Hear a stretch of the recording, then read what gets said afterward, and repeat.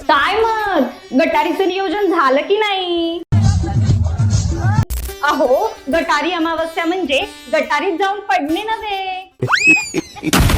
बघायला गेलं तर गटारी अमावस्या असं काही नसतंच. त्याचं खरं नाव आहे गतहारी अमावस्या.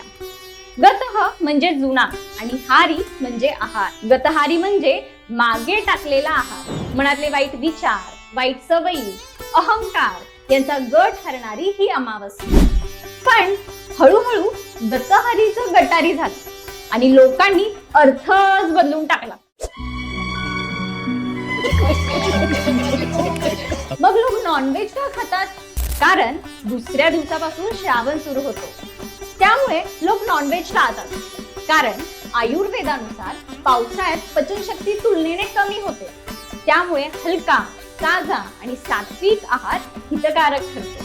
आणि खरी गोष्ट म्हणजे शास्त्रीय भाषेत या दिवसाला दीप अमावस्या म्हणतात. श्रावण सुरू होण्याआधी घरातील सगळे दिवे, समया स्वच्छ घासून पुसून त्यांची पूजा केली जाते. आषाढाच्या अंधाराला दूर सारून श्रावणातल्या प्रकाशाचं स्वागत करण्यासाठी हा दिवस. पूर्वी वीज नव्हती, संध्याकाळ झाली की संपूर्ण घर दिव्यांवरच चालायचं, म्हणून त्या दिव्यांबद्दल कृतज्ञता व्यक्त करण्यासाठी हा दिवस. आज आपण मोबाईलची बॅटरी 10% झाली तरी किती घाबरतो, आणि त्या काळी एक दिवा संपूर्ण घर उजळवायचा. पण आजकालची पोरं गतहारीला गटारी समजून घरातून जातात सुसाट, आणि घरी येताना तर राग, म्युझिक आणि थेट गटारात.